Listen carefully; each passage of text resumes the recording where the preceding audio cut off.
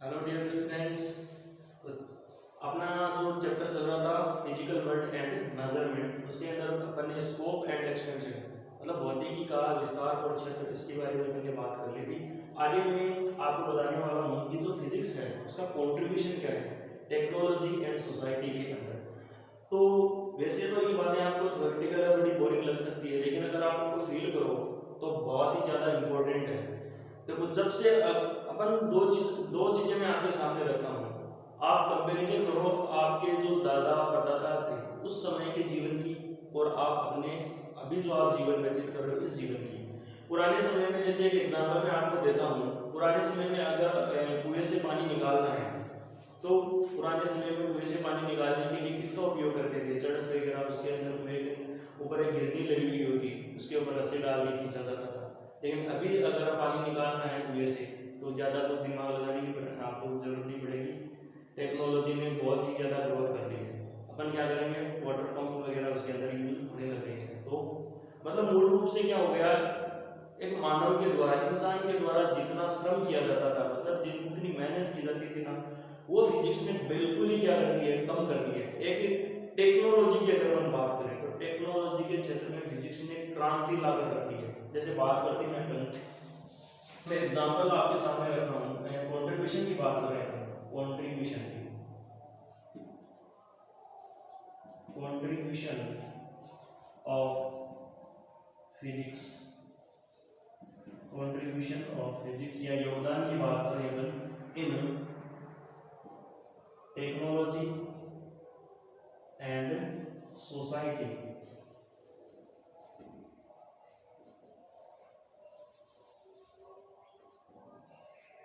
क्या कॉन्ट्रीब्यूशन, जैसे एक एग्जांपल मैं आपके सामने रख सकता हूं, विद्युत का उत्पादन। विद्युत उत्पादन पुराने समय में नहीं थी, लेकिन अभी विद्युत का उत्पादन बहुत ही ज्यादा मात्रा में हो रहा है। ये फिजिक्स के कौन से सिद्धांत पर कार्य करता है? विद्युत चुंबकीय प्रेरण पर। आप 12th क्लास में इसके बारे में विस्तार से पढ़ोगे। विद्युत चुंबकीय प्रेरण, इलेक्ट्रोमैग्नेटिक इंडक्शन, विद्युत का उत्पादन इसके कारण संभव हो पाया। मतलब विद्युत का उत्पादन हो रहा है और हमारी डेली लाइफ के अंदर बिना विद्युत के अगर अपन अपनी डेली लाइफ की इमेजिनेशन करें तो बिल्कुल भी अपनी डेली लाइफ जो है वो इसके बिना तो संभव ही नहीं है। अगर अपन वर्तमान समय की बात करें तो विद्युत अपने को चाहिए, इलेक्ट्रिसिटी चाहिए। तो इसका उत्पादन कहाँ से हो पाया? विद्युत चुंबकीय प्रेरण, मतलब फिजिक्स के कारण ही संभव हो पाया। एक एग्जांपल अपन दूसरा मैं आपके सामने रख सकता हूँ, जैसे पेट्रोल इंजन की बात करें। पेट्रोल इंजन, डीजल इंजन की बात कर लो, पेट्रोल इंजन, डीजल इंजन। तो इनका विकास किसके कारण हो पाया? उष्मागतिकी के कारण। इसके अंदर जो सिद्धांत कार्य करते हैं ना, वो करते हैं उष्मागतिकी। उष्मागतिकी के थर्मोडायनेमिक्स के सिद्धांत इसके अंदर कार्य करते हैं। तो पेट्रोल इंजन है, डीजल इंजन है, अभी जितनी भी गाड़ियां हैं इसके अंदर दो ही प्रकार के इंजन काम में लिए जा रहे हैं, पेट्रोल और डीजल। ठीक है, हालांकि फिजिक्स है वो और भी ज्यादा क्या कर रही है, ग्रोथ कर रही है। तो आगे आने वाले जो समय है उसके अंदर ये पेट्रोल और डीजल इंजन ये भी बंद होने वाले हैं। इलेक्ट्रिसिटी पर बेस्ट जो इंजन है वो क्या आ जाएंगे, सर ये इलेक्ट्रिक सिटी पर कार्य करने वाले मोटर्स हैं, उनके ऊपर बेस्ट क्या हो जाएगी, सारी गाड़ियाँ हैं जो व्हीकल्स है वो क्या है आने वाले हैं। हालांकि स्टार्ट हो गए हैं, थोड़ा टाइम लगेगा। आगे अगर हम बात करें, जैसे कोई भी रॉकेट है, रॉकेट प्रोपल्जन की अगर अपन बात करें, रॉकेट प्रोपल्जन या इसको हिंदी में बोलते हैं रॉकेट नोदन बोलते हैं, थोड़ा हिंदी का शब्द हो गया, समझ लेना। नोदन या इसको अपन बोल सकते हैं। रॉकेट जो लॉन्च करते हैं उसकी भी यहाँ पर बात की जा रही है। इसके अंदर बात करते हैं, इसके अंदर कार्य करता है न्यूटन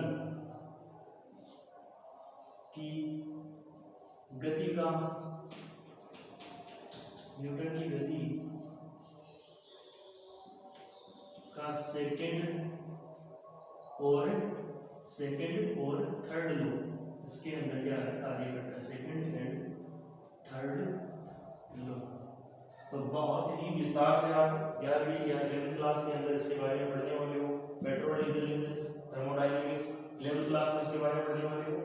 और रॉकेट लॉन्चर वगैरह या न्यूटन की गति के नियम की अगर हम बात करें तो इसके बारे में आपका क्लास 11th क्लास में पढ़ने वाले हैं।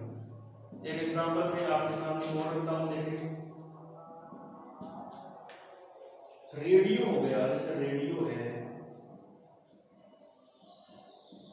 टेलीविजन है, रेडियो टेलीविजन है, तो इसके अंदर जो संचार की व्यवस्था हो पाएगी, मतलब ये किस आधार पर चलते हैं, रेडियो टेलीविजन है, अगर इनकी हम बात करें तो ये तरंगे हैं, और तरंगे भी कौन सी, विद्युत चुंबकीय तरंगों का जो संचरण था, विद्युत चुंबकीय तरंगों का संचरण, मतलब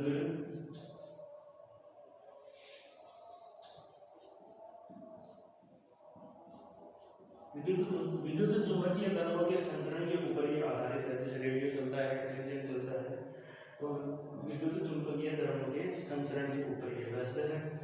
एक एग्जांपल में आपके सामने और रख सकता हूँ, जैसे इसके बारे में आप 12th क्लास में और हायर एजुकेशन में जैसे बीएससी में करता है तो वहाँ पर आपको पढ़ने विद्युत चुंबकीय तरंगों के संचरण के बारे में, प्रोपगेशन ऑफ इलेक्ट्रोमैग्नेटिक वेव्स, इसके बारे में आप विस्तार से पढ़ोगे।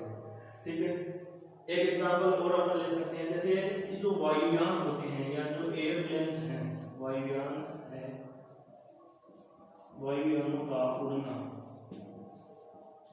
ये भी क्या है, फिजिक्स का एक कंट्रीब्यूशन है। कौन सा सिद्धांत कार्य करता है इस पर, सिद्धांत कार्य करती है बर्नौली की जो थ्योरम है, या बर्नौली का सिद्धांत, बर्नौली का सिद्धांत या बर्नौली प्रमेय भी इसको बोला जाता है, थ्योरम ऑफ बर्नौली।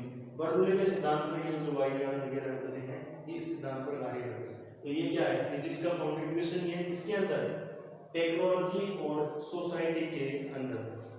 आगे में इस फिजिकल वर्ल्ड के बारे में अपन इतनी बात करेंगे, इससे आगे में एक आपको सामने टॉपिक रखने जा रहा हूँ, नीड क्या है भाई, मेजरमेंट है। अभी जो चैप्टर स्टार्ट किया था उसमें क्या बताया था, भौतिक जगत एवं मापन। तो भौतिक जगत की तो अपन ने बात कर ली, फिजिकल वर्ल्ड की तो बहुत सारी अपन ने बातें कर ली है। अब अपन बात करते हैं मेजरमेंट, क्या होता है मेजरमेंट और मेजरमेंट की आवश्यकता क्या है। मेजरमेंट या हिंदी में तो लिखते हैं इसको मापन, इंग्लिश में इसको लिखते हैं मेजरमेंट।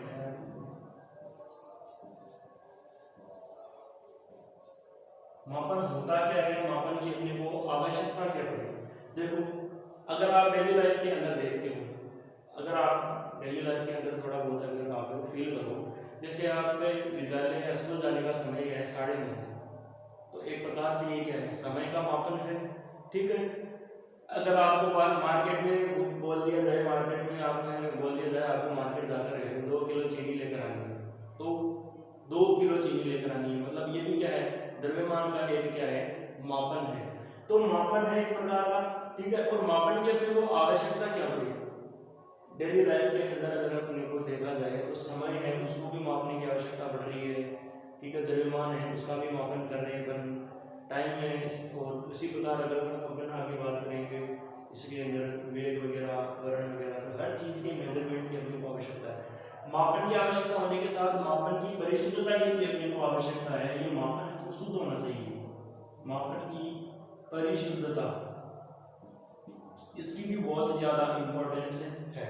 मापन की बात करते हैं, मापन के बारे में बात करते हैं, मापन है वो शुद्ध भी होना चाहिए, परिशुद्ध भी होना चाहिए। ठीक है, जैसे अगर हम बात करें लंबाई है, लंबाई को अगर अपन मापना है तो लंबाई को अपन क्या किसमें मापते हैं, तो सेंटीमीटर में या मीटर में। ठीक है, जैसे द्रव्यमान है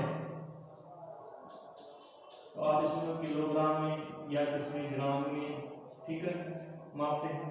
या इसके अंदर और छोटी इसकी यूनिट अगर अपन ले, जैसे मीटर है, सेंटीमीटर, और छोटी मिलीमीटर भी होती। ठीक है, तो लंबाई की, जैसे समय की बात करें, समय की, तो समय का लगभग जो छोटे से छोटा मात्रा अभी काम में ले रहे हैं वो क्या है, सेकंड है। ठीक है, लेकिन मापन है वो परिशुद्ध होना चाहिए, मतलब छोटे से छोटा मेजरमेंट भी अपने को पता होना चाहिए। जैसे अगर अपन बात करें, क्यों, क्योंकि फिजिक्स का अगर आपको डीपली अध्ययन करना है, जैसे अगर अपन बात करें नाभिकीय जो क्रियाएं होती है, नाभिकीय क्रियाएं, अगर आपको उसका अध्ययन करना है तो वहाँ पर एक तो मापन का परिशुद्ध होना चाहिए और उसका छोटे से छोटा मापन है वो भी अपने को आना चाहिए। नाभिकीय अभिक्रियाएं हैं, अगर आप इनके बारे में अध्ययन करना चाहेंगे तो मापन है, सीधी सी बात है 10 की घात, अगर परमाणु की बात करें तो परमाणु की त्रिज्या माइनस की क्या होती है 10 की घात -15 मीटर। मतलब इतनी कम दूरी, यहाँ पर जैसे मीटर सेंटीमीटर से काम नहीं चलेगा, मीटर सेंटीमीटर मिलीमीटर से काम नहीं चलेगा, 10 की घात -15 मीटर, मतलब इतना छोटा मान आपको पता होना चाहिए। और ये कितने समय में संपन्न हो जाती है, लगभग 10 की घात -6, 10 की घात -6 सेकंड की अगर हम बात करें, मतलब इतना छोटा मापन अपने को लंबाई का, इतना छोटा मापन अपने को समय का, मतलब बहुत ज्यादा परिशुद्धता की इसमें आवश्यकता पड़ती है। क्यों? क्योंकि अगर अपन बात करते हैं जैसे एटॉम न्यूक्लियर फिजिक्स वगैरह इनकी अगर हम बात करते हैं तो अपने को इनके बारे में पता होना ही चाहिए। समय का बहुत ही छोटा मापन अपने को इसके अंदर पता होना चाहिए। और इनका समय और जैसे है इनकी लंबाई है, इनका छोटा मापन करने के लिए बहुत सारे क्या है इंस्ट्रूमेंट्स आ गए हैं और बहुत सारे इंस्ट्रूमेंट का विकास भी हो गया है, बना दिए गए हैं, आविष्कार हो गया है। जैसे अगर हम बात करें समय है इसका 10 की घात -6 है, मतलब सेकंड का भी वैसा 1,00,000वां भाग हो गया है, सेकंड का भी 1,00,000वां भाग, ठीक है। इसी प्रकार 10 की घात -9, मतलब नैनो सेकंड तक समय का मापन, नैनो घड़ियां मतलब नैनो वॉचेज हैं वो भी अभी आ चुकी है, मतलब सेकंड है ना उसका 10,00,000वां भाग भी वो क्या कर सकती है, मेजर कर सकती है। मतलब अपन उस समय को फील भी नहीं कर सकते, लेकिन वो जो घड़ियां हैं वो उसको क्या कर सकती है, माप सकती है। तो अपने जीवन के अंदर मापन की बहुत आवश्यकता है। क्यों? क्योंकि अगर आपको बोल दिया जाए भाई 2 किलो चीनी लेकर आनी है, तो 2 किलो चीनी आप क्या लेकर, कैसे लेकर आओगे? अगर आपको मापन का ज्ञान है तभी लेकर आ पाओगे, ठीक है। क्यों? क्योंकि एक तो मापन है वो हर जगह क्या होता है, मेजरमेंट की अगर बात करें उसकी यूनिट क्या होती है, हर जगह फिक्स होती है। चाहे 2 केजी चीनी आप इंडिया में ले लो, चाहे 2 केजी चीनी आप दूसरी जगह पर ले लो, वो 2 केजी है, वो 2 केजी हर जगह फिक्स रहने वाली है, ठीक है। तो यहाँ पर मापन की अपन आवश्यकता भी रहती है, और मापन है उसकी परिशुद्धता है, परिशुद्ध भी होना चाहिए।